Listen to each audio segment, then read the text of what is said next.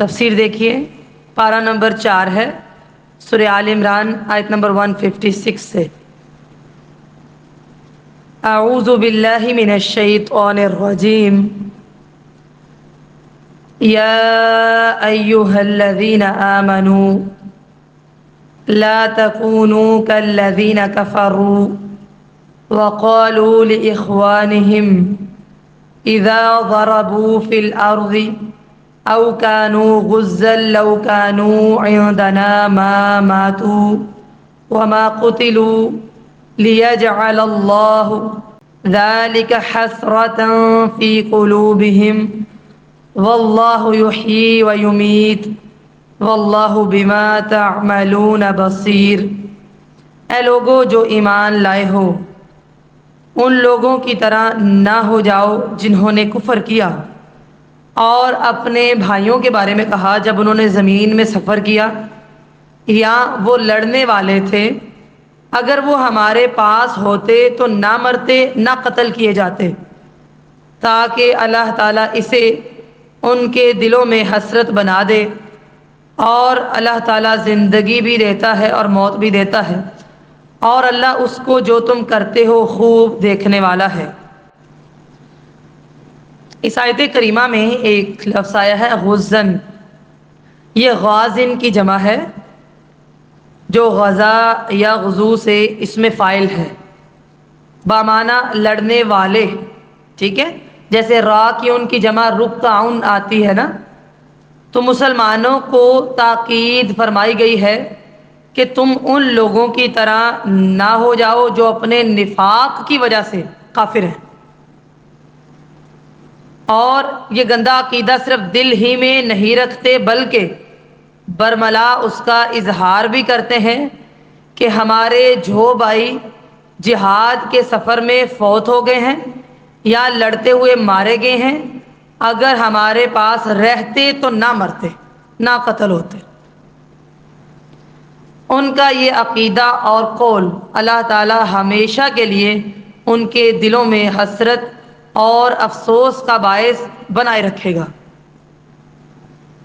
مسلمانوں کو اس عقیدے سے اس لیے روکا گیا ہے کہ یہ عقیدہ غلط تو ہے ہی، یہ بزدلی کا باعث بھی ہے، کیونکہ موت اور حیات اللہ کے ہاتھ میں ہے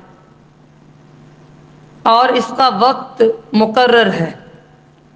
یہی عقیدہ مسلمان کی قوت کا باعث ہے، اس لیے حکم کیا ہے؟ دلوں کو مضبوط رکھیے، موت اپنے وقت سے ایک لمحہ بھی پہلے نہیں آ سکتی۔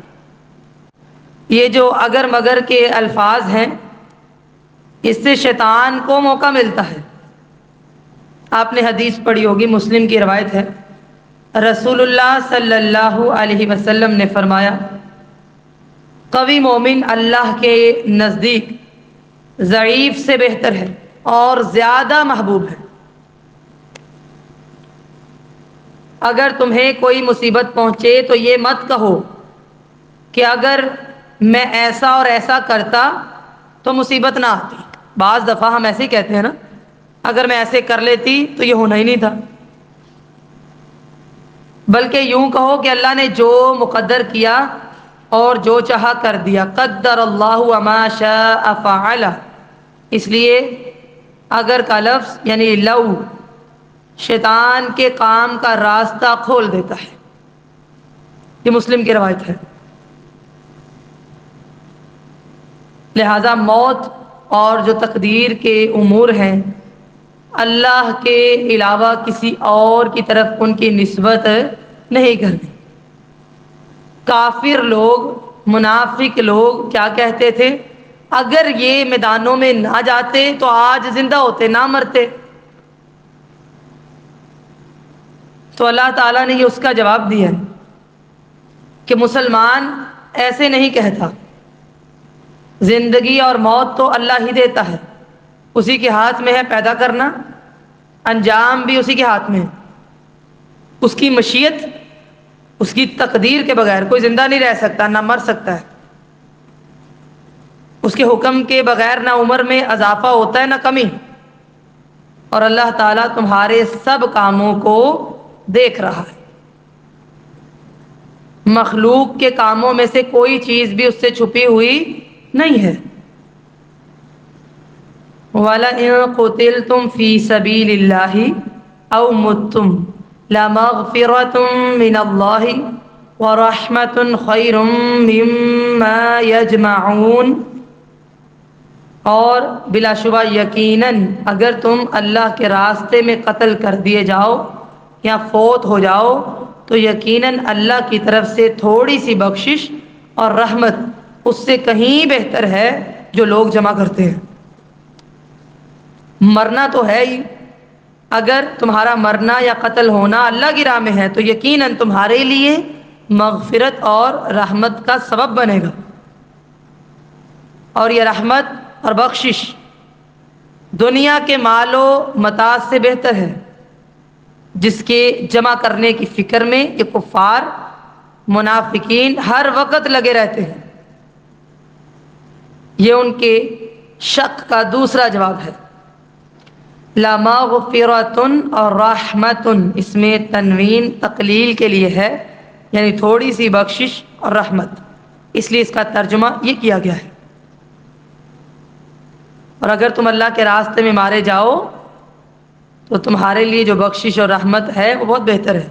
وہ تھوڑی سی رحمت لوگوں کے مال و متاع سے بہتر ہے۔ یہاں سے معلوم ہوتا ہے اللہ کی راہ میں کوئی بھی قربانی دینا یا جان دینا اللہ تعالیٰ کی خوشنودی کا ذریعہ ہے،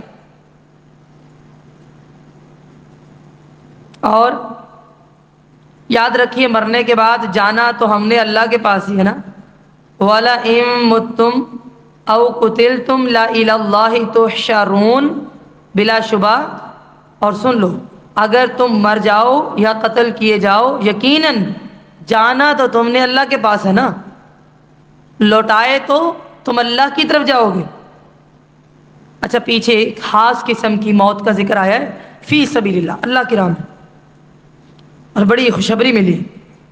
اب یہاں اس آیت میں عام موت کا ذکر ہے کہ بہرحال مرنے کے بعد جانا تو اللہ کے پاس ہی ہے نا، اپنے اعمال کا اچھا یا برا بدلہ مل جائے گا، اور اگر زندگی اللہ کے کلمے کو بلند کرنے کی خاطر ہو، اسی راہ پر موت آئے تو پھر ہم تو خوش قسمت ہوئے۔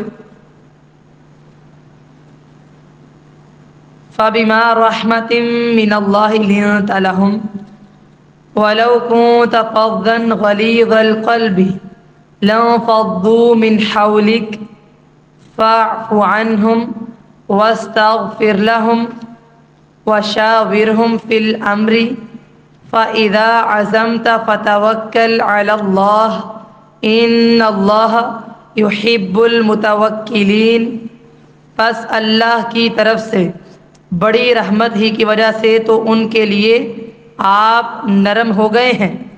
یہ اللہ کی رحمت ہے کہ آپ ان کے لیے مزاج نرم ہیں۔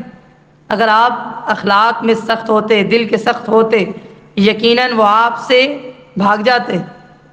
لہٰذا آپ ان سے درگزر کیجئے، ان کے لیے بخشش کی دعا کیجئے اور ان سے مشورہ بھی لیجئے، اور جب آپ ارادہ کر لیں کسی کام کا تو اللہ پر بھروسہ کیجئے، اللہ تعالیٰ بھروسہ کرنے والوں سے محبت کرتا ہے۔ آپ نے پیچھے غزوہ احد کا واقعہ پڑھا ہے جس میں صحابہ کرام سے ایک غلطی ہوئی تھی۔ اب آپ یہ آیات پڑھ رہے ہیں، وہ مناسبت آپ نے یاد رکھنی ہے۔ اچھا جی، دیکھیے فَبِمَا رَحْمَةٍ مِّنَ اللَّهِ، یہاں جار مجرور برحمتن پہلے آنے ہی سے تاکید پیدا ہو گئی تھی، پھر ما لا کر فَبِمَا رَحْمَةٍ میں تاکید مزید ہو گئی۔ رحمتن پر تنوین تعظیم کی ہے، یعنی بڑی رحمت۔ ہمارے نبی مکرم صلی اللہ علیہ وسلم سراپا رحمت اور سراپا شفقت تھے۔ اللہ تعالیٰ نے اپنے رسول جناب محمد رسول اللہ صلی اللہ علیہ وسلم سے مخاطب ہو کر آپ پر اور آپ کی امت پر اپنے اس احسان کا ذکر کیا ہے کہ اللہ نے آپ کے دل کو آپ کی امت کے لیے اور آپ کے صحابہ کرام کے لیے بے حد نرم بنایا تھا۔ یہی وجہ ہے کہ لوگ آپ کے پاس رہتے تھے. آپ صلی اللہ علیہ وسلم انتہائی شیریں کلام تھے. یہ اللہ کی مہربانی تھی. اگر اللہ کی رحمت آپ کے اور ان کے شامل حال نہ ہوتی تو کون سی چیز آپ کو نرم دل بناتی. تو یہ اللہ کی رحمت ہوتی ہے، دل کا نرم ہونا. ٹھیک ہے. تو اللہ تعالیٰ کی رحمت کے ساتھ آپ ان کے لیے نرم دل ہو گئے. یہاں پر یہ جو ماں ہے نا بامانہ ایو شیء ہے. تو یہ جو آپ صلی اللہ علیہ وسلم کا اخلاق تھا یہ اللہ کی طرف سے رحمت تھی. اسی طرح کا ایک مضمون سورہ التوبہ آیت نمبر 128 میں آیا ہے. اللہ تعالیٰ فرماتے ہیں لَقَدْ جَاءَكُمْ رَسُولٌ مِّنْ أَنفُسِكُمْ عَزِيزٌ عَلَيْهِ مَا عَنِتُّمْ حَرِيصٌ عَلَيْكُمْ بِالْمُؤْمِنِينَ رؤوف الرحیم. بے شک تمہارے پاس تم ہی میں سے ایک پیغمبر آئے ہیں، تمہاری تکلیف ان کو گراں معلوم ہوتی ہے، تمہاری بھلائی کے وہ خواہش مند ہیں اور مومنوں پر نہایت شفقت کرنے والے اور مہربان ہیں. اور اگر آپ سخت دل ہوتے، فاض کے معنی ہے سخت، یہاں مراد ہے سخت کلام، کیونکہ اس کے بعد غلیظ القلب بھی اس کا معنی ہے سخت دل. یعنی اگر آپ کا کلام ناشائستہ ہوتا، آپ کا دل سخت ہوتا، لوگ آپ سے بھاگ جاتے، آپ کو چھوڑ جاتے. لیکن اللہ تعالیٰ نے انہیں آپ کے گرد جمع کر دیا اور ان کی تالیف قلب کے لیے آپ کو نرم دل بنایا.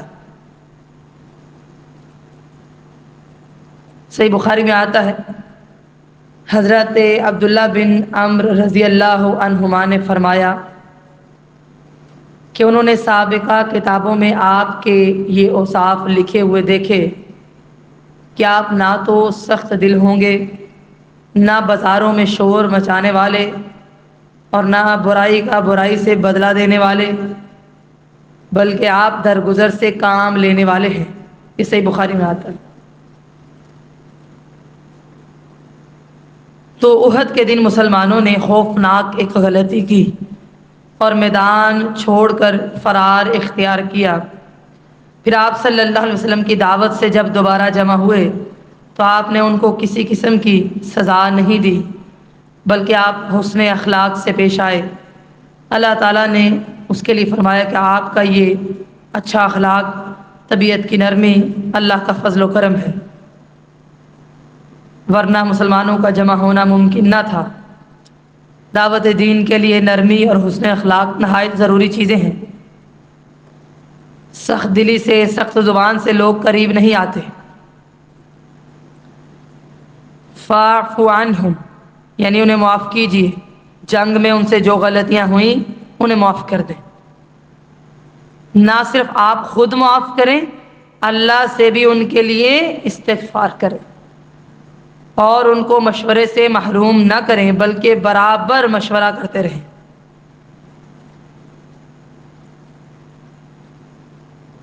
اس کے بارے میں شاہ عبد القادر لکھتے ہیں کہ شاید رسول اللہ صلی اللہ علیہ وسلم کا دل مسلمانوں سے خفا ہوا ہوگا، کیونکہ نقصان تو ہوا بہرحال، اور چاہا ہوگا کہ اب ان سے مشورہ نہیں لینا. لیکن اللہ تعالیٰ نے تلقین فرمائی کہ مشورہ کر لیجئے گا، یہ بہتر ہے. ہاں جب بات طے ہو جائے پھر اللہ پر توکل کریں. اس آیت میں رسول اللہ صلی اللہ علیہ وسلم کو یہ حکم دیا جا رہا ہے جب کوئی جنگ کا موقع پیش آئے یا کوئی ضروری کام ہو اور وہی ابھی نازل نہ ہوئی ہو تو اپنے ساتھیوں سے مشورہ کیجیے تاکہ ان کی دل جوئی ہو اور مشورے سے وہ تربیت حاصل کریں. لہذا آپ صلی اللہ علیہ وسلم نے اکثر صحابہ کرام سے مشورہ کیا ہے، پھر خلفائے راشدین نے بھی کیا ہے، اور مشورے کے بعد جب فیصلہ کر لیا جائے پھر اللہ پر توکل کریں.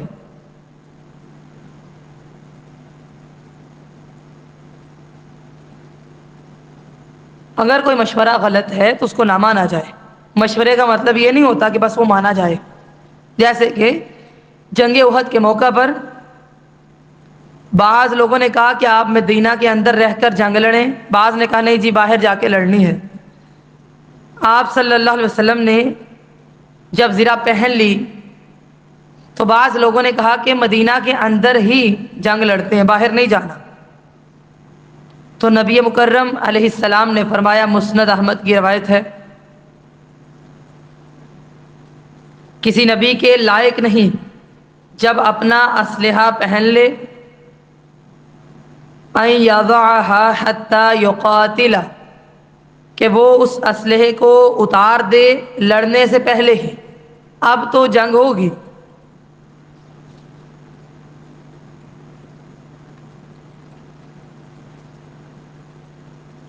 تو حکم کیا ہے؟ ان کو معاف کیجئے، ان کے لیے اللہ سے بخشش مانگیے اور ان سے مشورہ کیجئے تالیف قلب کے لیے۔ جیسا کہ جنگ بدر کے موقع پر آپ صلی اللہ علیہ وسلم نے صحابہ کرام سے مشورہ کیا تو ان میں سے حضرت مقداد بن اسود، انہوں نے عرض کی، یہ مسند احمد میں آتا ہے، واقعہ تاریخ کی کتابوں میں، سیرت کی کتابوں میں بھی آتا ہے۔ انہوں نے کہا ہے اللہ کے رسول علیہ السلام، اگر آپ سمندر میں کودنے کا حکم دیں گے تو ہم بے تکلف آپ کے ساتھ سمندر میں کود جائیں گے۔ آپ ہمیں برق غماد تک چلنے کے لیے کہیں گے تو ہم آپ کے ساتھ چلنے کے لیے تیار ہیں۔ ہم اس طرح نہیں کہیں گے جس طرح قوم موسیٰ نے موسیٰ علیہ السلام سے کہا تھا کہ آپ اور آپ کا رب جا کے لڑیں، ہم تو یہیں بیٹھے ہیں، ہم آپ کے دائیں بائیں اور آگے پیچھے سے لڑیں گے۔ ٹھیک ہے۔ اسی طرح احد کے دن بھی آپ صلی اللہ علیہ وسلم نے مشورہ کیا کہ جنگ کہاں لڑی جائے، باہر جا کے یا مدینہ کے اندر۔ غزوہ خندق کے دن بھی مشورہ کیا گیا، کیا ان لشکروں کے ساتھ مدینہ کے اس سال کے پھلوں کے 1/3 حصے پر صلح کر لی جائے یا نہیں۔ حدیبیہ کے دن بھی مشورہ کیا گیا، حضرت صدیق اکبر نے عرض کیا، اللہ کے رسول علیہ السلام، ہم کسی سے لڑنے کے لیے نہیں آئے بلکہ صرف عمرہ کے لیے آئے ہیں۔ آپ نے اسی رائے سے اتفاق کیا، صحیح بخاری میں آتا ہے۔ واقعہ افک سورہ النور میں آپ اس کے متعلق پڑھیں گے۔ اس کے سلسلے میں آپ صلی اللہ علیہ وسلم نے فرمایا، مسلمانوں، مجھے ان لوگوں کے بارے میں مشورہ دو، اشیرو علیہ معشر المسلمین، مسلمانوں کے گروہ، مجھے مشورہ دو ان لوگوں کے بارے میں جنہوں نے میرے اہل پر جھوٹ باندھا ہے۔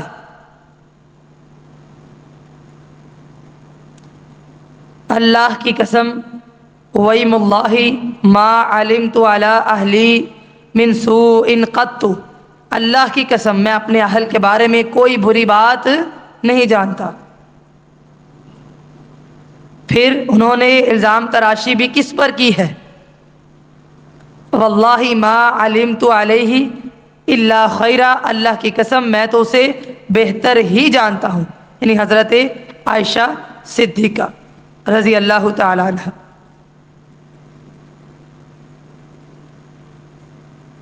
تو نبی مکرم صلی اللہ علیہ وسلم نے صحابہ کرام سے اس طرح مشورہ کیا ہے۔ مشورے کے بعد اللہ پر توکل کریں۔ فَإِذَا عَزَمْتَ فَتَوَكَّلْ عَلَى اللَّهِ، جب کام کا ارادہ کر لیا ہے پھر اللہ پر بھروسہ کیجیے، کیونکہ اللہ تعالی بھروسہ کرنے والوں کو پسند کرتا ہے۔ پتہ چل گیا جی کہاں کہاں ہمیں نبی مکرم صلی اللہ علیہ وسلم کی زندگی سے مشورہ کرنے کی اہمیت کا پتہ چلتا ہے۔ لہذا جب بھی ارادہ کرنا ہے تو پھر اللہ تعالیٰ پر توکل کرنا ہے۔ إن ينصركم الله فلا غالب لكم وإن يخذلكم فمن ذا الذي ينصركم من بعده وعلى الله فليتوكل المؤمنون۔ اگر اللہ تمہاری مدد کرے تو کوئی تم پر غالب آنے والا نہیں ہے، اور اگر وہ تمہارا ساتھ چھوڑ دے کون ہے جو اس کے بعد تمہاری مدد کرے گا؟ لہذا اللہ ہی پر پس لازم ہے کہ مومن بھروسہ کریں، چونکہ اعتماد کی بات ہو رہی ہے۔ دیکھیں دنیا بھی اعتماد کے ساتھ ہی چلتی ہے نا، بھروسے کی بات ہو رہی ہے، تو بتایا جا رہا ہے کہ اللہ کے علاوہ اگر اللہ تعالیٰ مدد چھوڑ دے کوئی مدد نہیں کر سکتا۔ سورہ آل عمران آیت نمبر 126 میں آپ پڑھ کر آئے ہیں وَمَن نَّصْرُ إِلَّا مِنْ عِندِ اللَّهِ الْعَزِيزِ الْحَكِيمِ، اور مدد تو اللہ ہی کی ہے جو غالب اور حکمت والا ہے، لہذا اس پر بھروسہ کرنا چاہیے۔ وَمَا كَانَ لِنَبِيٍّ أَن يَغُلَّ وَمَن يَغْلُلْ يَأْتِ بِمَا غَلَّ يَوْمَ الْقِيَامَةِ ثُمَّ تُوَفَّى كُلُّ نَفْسٍ مَا كَسَبَتْ وَهُمْ لَا يُظْلَمُونَ۔ اور کسی نبی کے لیے کبھی ممکن نہیں کہ وہ خیانت کرے، اور جو خیانت کرے گا قیامت کے دن لے کر آئے گا جو اس نے خیانت کی، پھر ہر شخص کو پورا پورا دیا جائے گا جو اس نے کمایا، اور ان پر ظلم نہیں کیا جائے گا۔ پیچھے آپ نے دیکھا جہاد کے احکام ہیں۔ جنگ احد کے دوران جن لوگوں نے وہ درہ چھوڑا مال کی خاطر کہ ہم مال حاصل کر لیں، تو ان کو بتایا جا رہا ہے کہ کیا تم نے یہ سمجھا تھا کہ اگر ہم نے یہ حاصل نہ کیا تو شاید ہمیں مال نہیں ملے گا؟ پیغمبر کو تو اللہ نے حکم دیا ہے وہ کبھی بھی خیانت نہیں کر سکتے، مال غنیمت کو تقسیم کریں گے، کیونکہ خیانت نبوت کے منافی ہے۔ غلول یعنی خیانت کے معنی کیا ہے؟ تقسیم میں ناانصافی پیغمبر نہیں کرتے، یا پھر تقسیم سے پہلے کسی چیز کو اٹھا لینا یہ بھی شامل ہے۔ لالچ کے کام ادنا نبیوں سے بھی سرزد نہیں ہو سکتے، یہ تو اعلیٰ پیغمبر ہیں، ایسا ممکن نہیں ہے۔ پتہ چلا کہ خیانت نبوت کے منافی ہے۔ نبی اکرم صلی اللہ علیہ وسلم نے فرمایا، مسند احمد کی روایت ہے، اعظم الغلول عند اللہ عز وجل ذراع من الارض، اللہ کے ہاں سب سے بڑی خیانت ایک ہاتھ زمین ہوگی۔ آپ حساب لگائیے ذرا، تم دیکھتے ہو کہ دو آدمی زمین یا گھر کے اعتبار سے پڑوسی ہوتے ہیں، ان میں سے ایک اپنے ساتھی کے حصے میں سے ایک ہاتھ زمین قطع کر لیتا ہے، تو اس ایک ہاتھ زمین کے عوض اللہ تعالیٰ اسے قیامت کے دن 7 زمینوں کا طوق پہنائے گا۔ اسی طرح امام احمد نے حضرت ابو ہریرہ رضی اللہ تعالیٰ عنہ کی اس حدیث کو بیان کیا ہے کہ ایک دن رسول اللہ صلی اللہ علیہ وسلم ہم میں کھڑے ہوئے اور آپ نے خیانت کا ذکر فرمایا اور اسے بہت بڑا گناہ قرار دیا۔ فرمایا، میں تم میں سے کسی کو اس حال میں نہ پاؤں کہ وہ قیامت کے دن آئے اور اس کی گردن پر اونٹ ہو۔ اللہ اکبر کبیرہ،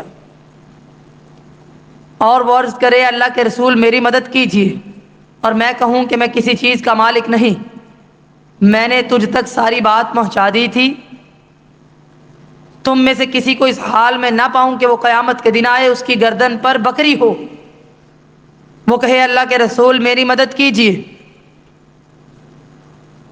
یا رسول اللہ اغیثنی، اے اللہ کے رسول میری مدد کیجیے، میں کہوں میں کسی چیز کا مالک نہیں، لا املک لک شیئا، کسی چیز کا مالک نہیں، میں نے تجھ تک ساری بات پہنچا دی تھی۔ میں تم میں سے کسی کو قیامت کے دن ایسے نہ پاؤں کہ اس کی گردن پر گھوڑا ہو، وہ عرض کرے اللہ کے رسول اغثنی، میری مدد کیجیے، اور میں کہوں اسے لا املک لک شیئا، میں کسی چیز کا مالک نہیں، میں نے تجھے پیغام پہنچا دیا تھا۔ میں تم میں سے کسی کو اس حال میں نہ پاؤں کہ اس کی گردن پر مقتول یا مال غنیمت سے چوری کیا ہوا غلام ہو، جو چلا رہا ہو، شور مچا رہا ہو، وہ کہے اللہ کے رسول میری مدد کیجیے، میں کہوں میں کسی چیز کا مالک نہیں، میں نے تجھ تک پیغام پہنچا دیا تھا۔ یعنی جس جس چیز کی خیانت کی نا وہ چیز ساتھ آئے گی۔ میں تم میں سے کسی کو قیامت کے دن اس حال میں نہ پاؤں کہ اس کی گردن پر کپڑے حرکت کر رہے ہوں اور وہ کہے اللہ کے رسول اغثنی، میری مدد کیجیے، اور میں کہوں لا املک لک شیئا، میں کسی چیز کا مالک نہیں، تجھ تک پیغام پہنچ چکا تھا۔ میں تم میں سے کسی کو اس حال میں نہ پاؤں کہ وہ قیامت کے دن آئے، اس کی گردن پر سونا چاندی ہو، وہ مدد مانگے اور میں مدد نہ کروں۔ صحیح بخاری اور صحیح مسلم میں بھی یہ حدیث آئی ہے۔ لہٰذا خیانت سے بچیے، چاہے وہ چھوٹی ہو یا بڑی ہو۔ امام احمد نے حضرت عمر بن خطاب سے اس حدیث کو بیان کیا ہے کہ خیبر کے دن کچھ صحابہ کرام تشریف لائے اور انہوں نے کہا فلاں فلاں بندہ شہید ہو گیا، حتیٰ کہ ایک شخص کے پاس آئے اور کہنے لگے وہ بھی شہید ہے، تو رسول اللہ صلی اللہ علیہ وسلم نے فرمایا ہرگز نہیں، وہ شہید نہیں ہے، بظاہر وہ میدان جنگ کے اندر مارا گیا۔ کہا میں نے اسے چادر کی وجہ سے جہنم میں دیکھا ہے جس کی اس نے خیانت کی ہے۔ حساب لگائیے، میدان جنگ میں وہ لڑ رہا تھا لیکن مال غنیمت میں سے ایک چادر اس نے چڑھائی، اس کے بعد شہید ہو گیا تو وہ شہداء میں نہیں لکھا گیا۔ رسول اللہ صلی اللہ علیہ وسلم نے فرمایا ابن خطاب جاؤ اور لوگوں میں یہ اعلان کرا دو کہ جنت میں صرف مومن ہی داخل ہوں گے۔ اسے امام ترمذی نے بھی روایت کیا ہے۔ کیا پتہ چلا جی کہ اگر کوئی چھوٹی سے چھوٹی خیانت بھی کرتا ہے تو اس کی معافی نہیں ہے۔ بظاہر تو انسان کسی کو دیکھ رہا ہوتا ہے، اس کو اندازہ ہی نہیں ہوتا۔ امین اور خائن برابر نہیں ہوتے۔ افمن اتبع رضوان اللہ کمن باء بسخط من اللہ ومأواہ جہنم وبئس المصیر، تو کیا وہ شخص جو اللہ کی رضا کے پیچھے پیچھے چلے اس کی طرح ہو سکتا ہے جو اللہ کی سخت ناراضگی لے کر لوٹے، جس کا ٹھکانہ جہنم ہے اور وہ برا ٹھکانہ ہے۔ وقت بھی ہمارے پاس امانت ہوتا ہے، جان بھی، لہٰذا اس میں بھی خیانت کی جائے تو وہ خیانت ہی ہے۔ امین اور خائن برابر نہیں ہو سکتے۔ ایک بندہ جو اللہ تعالیٰ کی شریعت کی پابندی کرتا ہے وہ اس کے برابر ہو سکتا ہے جو نافرمان ہے؟ نہیں بھائی۔ سورہ الرعد آیت نمبر 19 میں آتا ہے، اللہ تعالیٰ فرماتے ہیں افمن یعلم انما انزل الیک من ربک الحق کمن هو اعمی، بھلا جو شخص یہ جانتا ہے کہ اللہ نے جو آپ پر نازل کیا ہے وہ حق ہے، وہ کسی اندھے کی مانند ہو سکتا ہے؟ نہیں بھائی۔ سورۃ القصص آیت نمبر 61 اللہ تعالیٰ فرماتے ہیں أَفَمَنْ وَعَدْنَاهُ وَعْدًا حَسَنًا فَهُوَ لَاقِيهِ كَمَنْ مَتَّعْنَاهُ مَتَاعَ الْحَيَاةِ الدُّنْيَا، بھلا جس شخص سے ہم نے نیک وعدہ کیا اور اس نے اسے حاصل کر لیا، کیا وہ اس کی طرح ہو سکتا ہے جس کو ہم نے دنیا کی زندگی کے فائدے سے بہرہ مند کیا؟ برابر نہیں۔ ہم درجات عند اللہ واللہ بصیر بما یعملون، یہ لوگ اللہ کے نزدیک مختلف طبقے ہیں اور اللہ خوب دیکھنے والا ہے جو وہ کر رہے ہیں، یعنی جو اہل الخیر ہیں، جو اہل شر ہیں، ان کے درجات مختلف ہیں اعمال کے مطابق۔ سورۃ الاحقاف آیت نمبر 19 میں آتا ہے وَلِكُلٍّ دَرَجَاتٌ مِّمَّا عَمِلُوا، سب لوگوں کے درجے مقرر ہیں ان کے اعمال کے مطابق، کیونکہ اللہ تعالیٰ تو اعمال دیکھتا ہے نا، ہم کس درجے میں ہیں یہ دیکھنا ضروری ہے۔ لَقَدْ مَنَّ اللَّهُ عَلَى الْمُؤْمِنِينَ إِذْ بَعَثَ فِيهِمْ رَسُولًا مِّنْ أَنفُسِهِمْ يَتْلُو عَلَيْهِمْ آيَاتِهِ وَيُزَكِّيهِمْ وَيُعَلِّمُهُمُ الْكِتَابَ وَالْحِكْمَةَ وَإِن كَانُوا مِن قَبْلُ لَفِي ضَلَالٍ مُبِينٍ، بے شک یقیناً اللہ نے ایمان والوں پر احسان کیا ہے جب اس نے ان میں ایک رسول انہی میں سے بھیجا جو ان پر اس کی آیات پڑھتا ہے، انہیں پاک کرتا ہے اور انہیں کتاب اور حکمت سکھاتا ہے، حالانکہ بے شک وہ اس سے پہلے یقیناً کھلی گمراہی میں تھے۔ اس آیت کریمہ کو آپ نے ہائی لائٹ کرنا ہے۔ اللہ تعالیٰ نبی کریم صلی اللہ علیہ وسلم کے بشر ہونے اور انسانوں ہی میں سے ہونے کو ایک احسان قرار دے رہے ہیں، کیونکہ اگر آپ فرشتے ہوتے تو لوگ کہتے کہ یہ ہماری جنس میں سے نہیں ہے، ہم نے ان کی بات ہی نہیں ماننی۔ پھر یہ احسان عظیم ہے کہ اسی قوم میں سے آئے، زبان اور لہجہ وہی ہے تاکہ سمجھنا آسان ہو،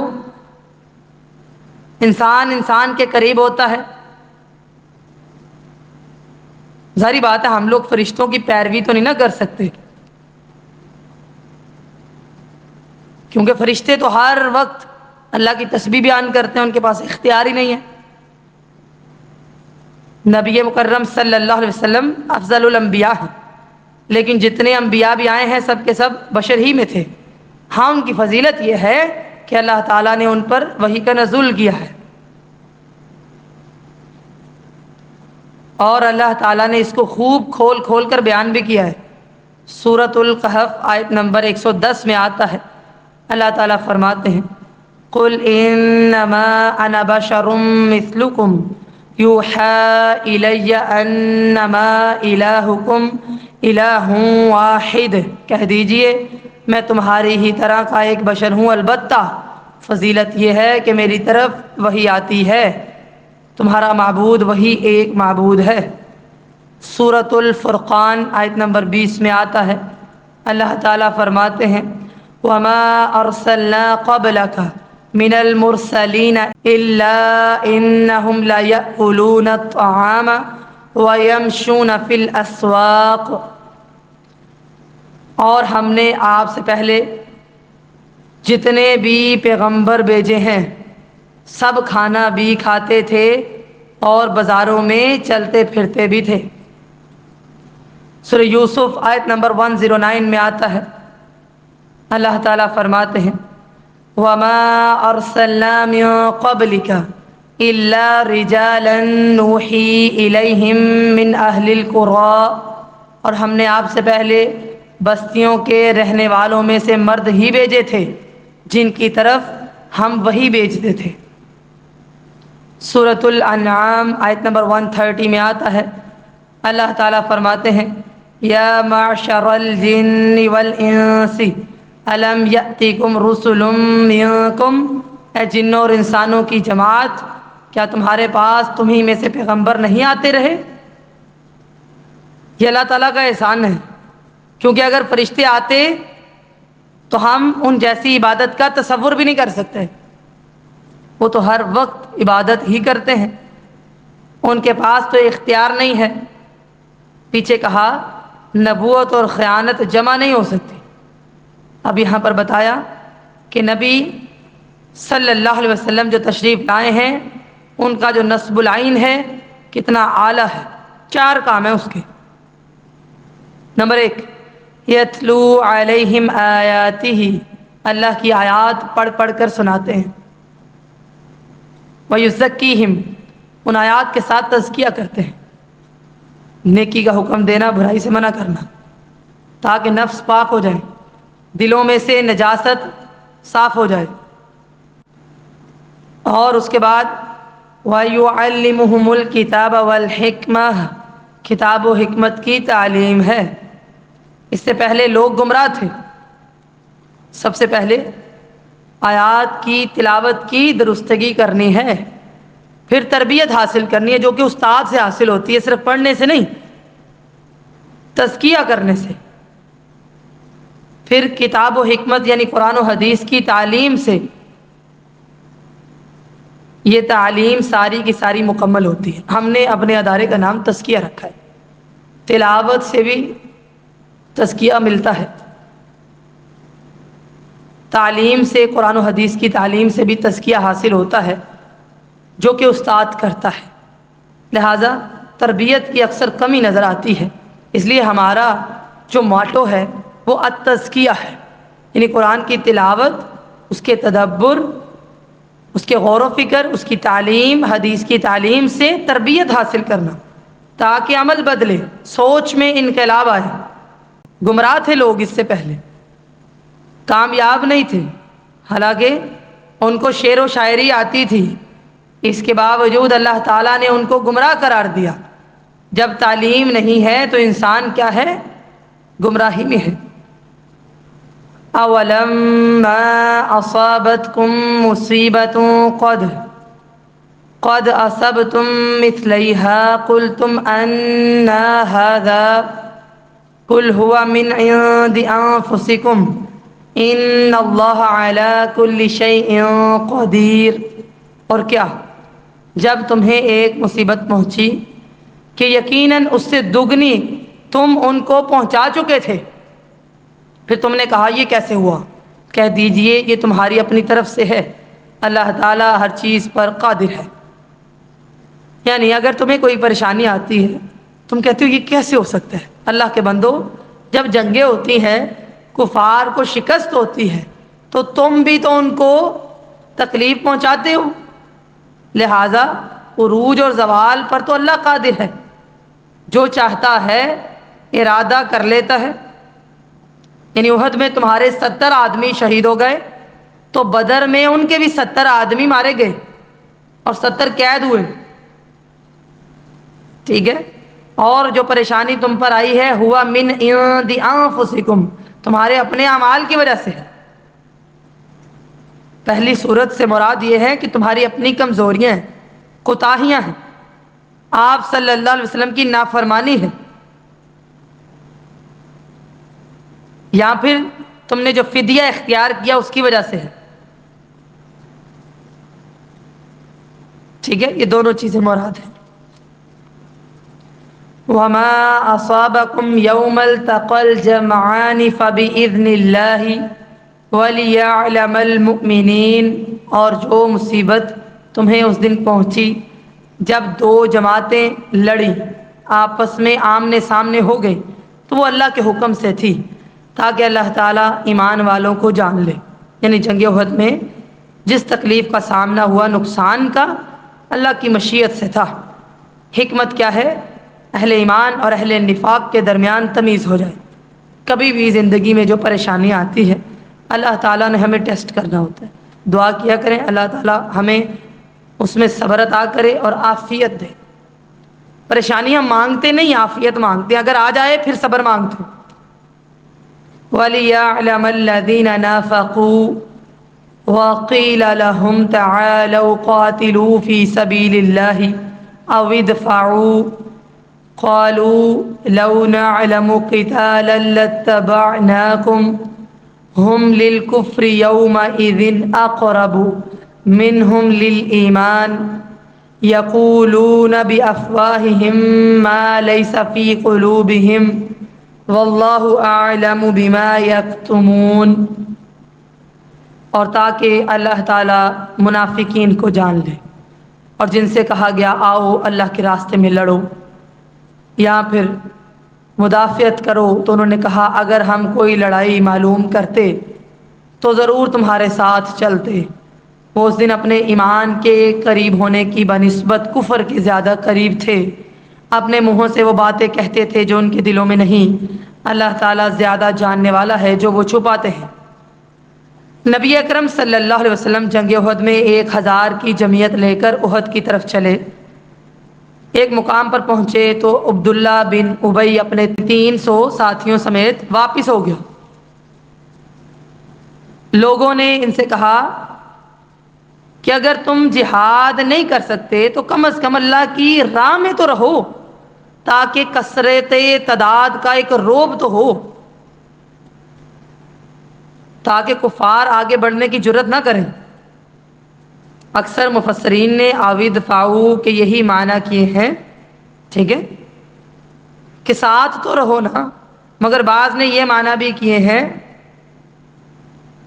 کہ حفاظت وطن کی خاطر شامل تو رہو۔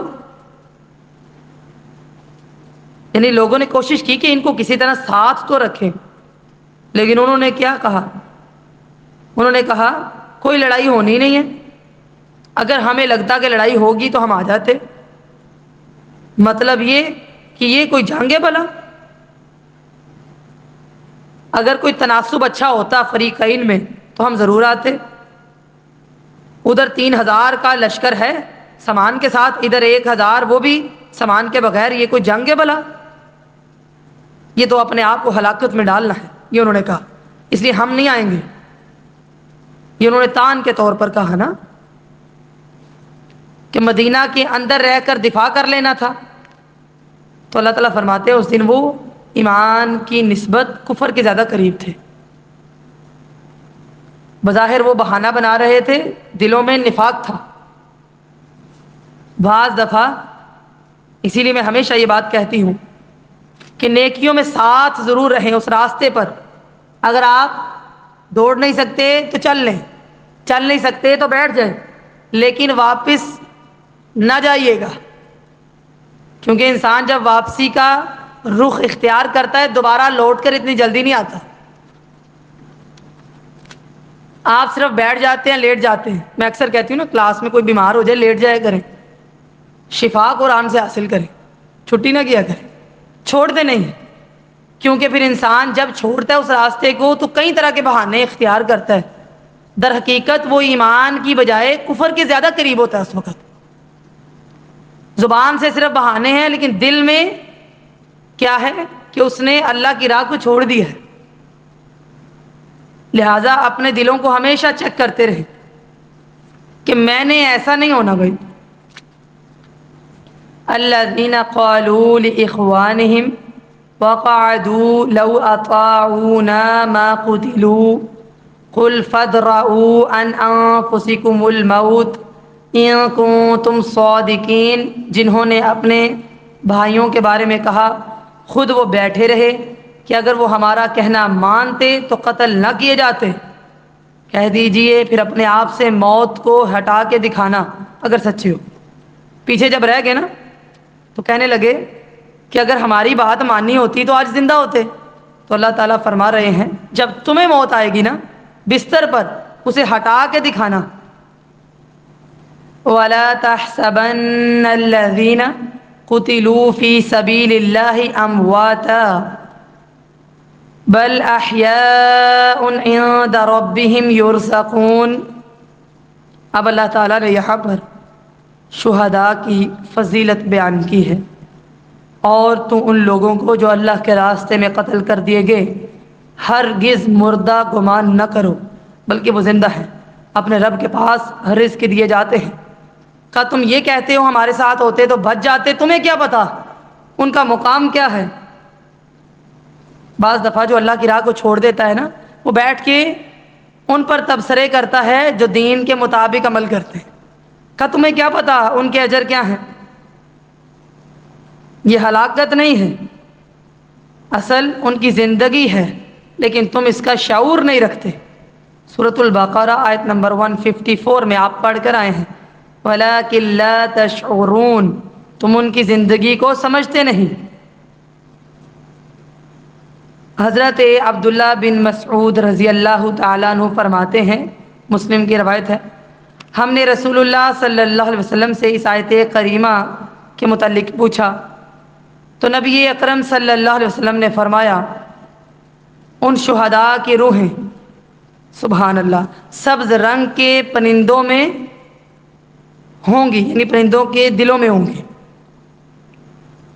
اور ان کے لیے عرش الہی کے ساتھ قندیلیں معلق ہوتی ہیں، اور جنت سے جہاں چاہتی ہیں کھاتی پیتی ہیں، یعنی ان کی روح کے لیے اللہ تعالیٰ نے یہ خوشخبری دی ہے۔ پھر عرش کے نیچے لٹکی ہوئی انہی قندیلوں کو اپنا ٹھکانہ بنا لیتی ہیں، تب ان کا پروردگار ان کی طرف دیکھتا ہے اور فرماتا ہے حل تشتہون شیئا، کیا تم کچھ اور چاہتے ہو؟ وہ کہتے ہیں ہم اور کیا چاہیں کہ ہم جنت میں سے جہاں سے چاہتے ہیں کھاتے پیتے ہیں۔ اللہ تعالیٰ یہ بات 3 مرتبہ فرمائے گا۔ پھر جب وہ یہ دیکھیں گے کہ جب تک یہ کوئی سوال نہ کریں انہیں چھوڑا نہیں جا رہا، تو عرض کریں گے یا رب نرید، ہم چاہتے ہیں ان ترد ارواحنا فی اجسادنا حتی نقتل فی سبیلک، سبحان اللہ، مرتن اخری، اے ہمارے رب ہم یہ چاہتے ہیں تو ہماری روحوں کو ہمارے جسموں میں لوٹائے، ہم تیرے رستے میں ایک بار پھر شہید ہوں۔ سبحان اللہ، صرف یہ شہید کی تمنا ہے۔ اسی طرح نبی اکرم صلی اللہ علیہ وسلم نے فرمایا، مسند احمد کی روایت ہے، شہید کے سوا اور کوئی ایسا نہیں کہ جو فوت ہو اور اللہ تعالیٰ کے ہاں اس کے لیے بہتری اور بھلائی ہو، پھر بھی وہ دنیا میں واپس آنا پسند کرے، لیکن شہید کہے گا میں آنا چاہتا ہوں، میں شہید ہونا چاہتا ہوں۔ امام مسلم نے بھی اس روایت کو بیان کیا ہے۔ یہ ہے اللہ تعالیٰ کی رحمت جس کا ہم صحیح معنوں میں تصور بھی نہیں کر سکتے۔ فرحین بما آتاہم اللہ من فضلہ ویستبشرون بالذین لم یلحقوا بهم من خلفهم الا خوف علیہم ولا هم یحزنون، اس پر بہت خوش ہیں جو انہیں اللہ نے اپنے فضل سے دیا ہے۔ کون؟ شہداء کی روحیں، ان کے بارے میں بھی بہت خوش ہوتے ہیں جو ان کے ساتھ ان کے پیچھے سے ملے نہیں، یعنی اپنے وہ ساتھی یاد کرتے ہیں کہ وہ بھی ہماری راہ پر ہی آ رہے ہیں، ابھی پہنچے نہیں، ان پر نہ کوئی خوف ہوگا نہ ہی وہ غمگین ہوں گے۔ یستبشرون بنعمت من اللہ وفضل وان اللہ لا یضیع اجر المؤمنین، وہ اللہ کی طرف سے عظیم نعمت اور فضل پر بہت خوش ہوتے ہیں، اس بات پر کہ بے شک اللہ تعالیٰ مومنوں کا اجر ضائع نہیں کرتا۔ وہ جو بھائی جن کو وہ جہاد میں مشغول چھوڑ کر آئے ہیں، ان کا تصور کر کے خوش ہو جاتے ہیں کہ وہ بھی ہم سے آ کر ملیں گے۔ مسند احمد میں روایت آتی ہے، رسول اللہ صلی اللہ علیہ وسلم نے فرمایا، جب تمہارے بھائی احد میں شہید ہوئے تو اللہ تعالیٰ نے ان کی روحوں کو سبز رنگ کے پرندوں کے قالبوں میں کر دیا جو جنت کی نہروں پر آتی، جنت کے پھلوں کو کھاتی اور عرش کے سائے میں سونے کی قندیلوں کے پاس ٹھہر جاتی۔ سبحان اللہ، دیکھیے یہ ان کی فضیلت ہے۔ جب انہوں نے اپنے پاکیزہ کھانے اور پینے کو دیکھا، اپنے حسن انجام کو دیکھا، تو کہنے لگے کاش ہمارے پیچھے ہمارے بھائیوں کو بھی معلوم ہو جائے کہ اللہ نے ہمارے ساتھ کیا ہی اچھا سلوک کیا ہے، تاکہ وہ کبھی بھی جہاد سے منہ نہ موڑ لیں۔ تو اللہ تعالیٰ نے فرمایا تمہارا یہ پیغام میں پہنچا دیتا ہوں۔ تو اس موقع پر اللہ تعالیٰ نے یہ آیات نازل فرمائی، وَلَا تَحْسَبَنَّ الَّذِينَ قُتِلُوا فِي سَبِيلِ اللَّهِ أَمْوَاتًا بَلْ أَحْيَاءٌ عِندَ رَبِّهِمْ يُرْزَقُونَ۔ یہ آیات شہدائے احد کے بارے میں نازل ہوئی۔ تفسیر تبری میں آتا ہے۔ یہ تھی ان کی فضیلت۔ یستبشرون میں حروف زیادہ ہونے کی وجہ سے اس کا معنی ہے بہت خوش ہوتے ہیں، تھوڑے نہیں، بہت زیادہ خوش ہوتے ہیں۔ مسند احمد میں آتا ہے رسول اللہ صلی اللہ علیہ وسلم نے فرمایا شہداء جنت کے دروازے پر نہر کے کنارے ہوں گے، انہیں صبح و شام جنت سے رزق ملے گا۔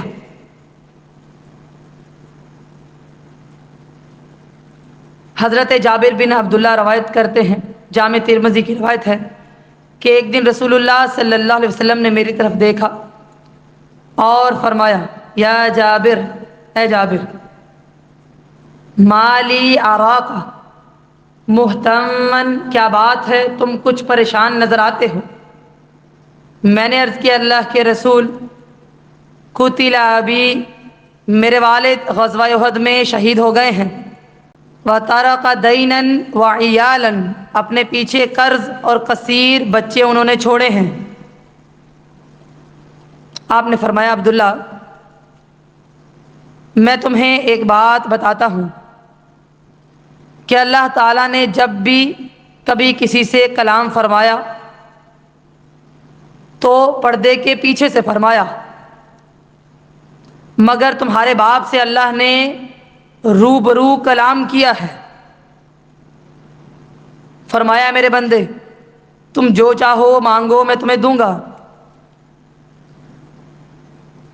یا عبدی سلنی اعطیکا، جو تو مانگے گا تجھے ملے گا۔ تو تمہارے باپ نے کہا اسألک ان تردنی الی الدنیا فاقتل فیک ثانیا، میں یہ سوال کرتا ہوں کہ میں دوبارہ دنیا میں جاؤں اور دوبارہ شہید ہو کر آؤں۔ تو اللہ تعالیٰ نے یہ آیت نازل فرمائی۔ یہ اعزاز اللہ تعالیٰ نے شہداء کو دیا ہے، جو کچھ اللہ کا فضل ہے اس پر خوش ہوتے ہیں اور چاہتے ہیں کہ ہمارے پیچھے سے ان لوگوں کو بھی اندازہ ہو جائے جو اس راہ پر چل رہے ہیں، کیونکہ کبھی کبھی ایسا ہوتا ہے کہ انسان اس راہ کو چھوڑنے کی سوچتا ہے، ایسا ہی ہے نا؟ کہا اگر ہم چاہیں ان کو بتانا تو کیا کریں؟ اللہ تعالیٰ نے یہ آیات نازل کی۔ تو اللہ کی راہ میں جان دینا ایک سب سے ہائی لیول کا درجہ ہے۔ ہم تو چھوٹی چھوٹی قربانیاں پیش نہیں کرتے، لہذا اپنے نفس کی قربانی دیجیے، اپنے وقت کی، اولاد کی، مال کی، اور پھر نوبت یہ آ جائے کہ اگر اللہ تعالیٰ جان مانگ لے تو جان بھی اللہ کی راہ میں قربان کر دے۔ اللہ تعالیٰ کہنے اور سننے سے زیادہ عمل کی توفیق عطا فرمائے۔ سبحانک اللہم و بحمدک، نشہد ان لا الہ الا انت، نستغفرک و نتوب الیک۔ والسلام علیکم ورحمۃ اللہ وبرکاتہ۔